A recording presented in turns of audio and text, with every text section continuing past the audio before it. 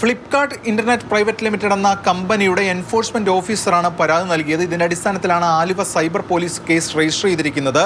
ഈ ഫ്ലിപ്കാർട്ട് കമ്പനിയുടെ കീഴിൽ ഡയറക്റ്റ് ഡെലിവറി ഹബ്ബായി പ്രവർത്തിക്കുന്നതാണ് ഇൻസ്റ്റകാർട്ട് സർവീസ് പ്രൈവറ്റ് ലിമിറ്റഡ് എന്ന സ്ഥാപനം. അങ്ങനെ ഡയറക്റ്റ് ഡെലിവറി ഹബ്ബുകളിൽ ആ ഹബ്ബുകളുടെ ഇൻചാർജുമാരാണ് ഈ കേസിൽ പ്രതികളായി വന്നിരിക്കുന്നത്. ഹാരിസ്, സിദ്ദിഖ്, മാഹിൻ, അതോടൊപ്പം തന്നെ ജാസിം എന്നിവരാണ് അക്യൂസ് ലിസ്റ്റിൽ ഉൾപ്പെട്ടിരിക്കുന്നത്.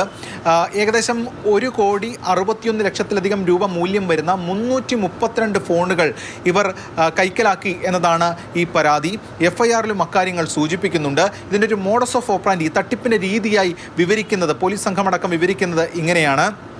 അതായത് ആദ്യം പല നമ്പറുകളിൽ വ്യാജ മേൽവിലാസങ്ങളിൽ ഫോൺ ഓർഡർ ചെയ്യുകയാണ്. ഫ്ലിപ്കാർട്ട് ആപ്ലിക്കേഷൻ വഴിയാണ് ഈ ഫോൺ ഓർഡർ ചെയ്യുന്നത്. അങ്ങനെ ഓർഡർ ചെയ്ത് ഈ ഫോണുകൾ വരുത്തുന്നു. ബ്രാൻഡഡ് ഫോണുകൾ വരുത്തിയ ശേഷം അത് നഷ്ടപ്പെട്ടു എന്ന് കാണിച്ച് ഇവർ തന്നെ കൈക്കലാക്കുകയാണ് ചെയ്തിരുന്നത് എന്നതാണ് ഇവർ ഇതിൽ പ്രധാനമായും ചൂണ്ടിക്കാണിക്കുന്നത്. അതിൻ്റെ അടിസ്ഥാനത്തിലാണ് പോലീസ് ഇപ്പോൾ കേസ് രജിസ്റ്റർ ചെയ്തിരിക്കുന്നത്. ഈ 4 പേരെ കേന്ദ്രീകരിച്ചുള്ള അന്വേഷണം ആരംഭിച്ചിരിക്കുകയാണ്. ഓഗസ്റ്റ് മാസം മുതൽ സെപ്റ്റംബർ വരെയുള്ള മാസത്തിലാണ് ഈ തട്ടിപ്പുകൾ നടന്നതായി ബോധ്യമായിട്ടുള്ളത്.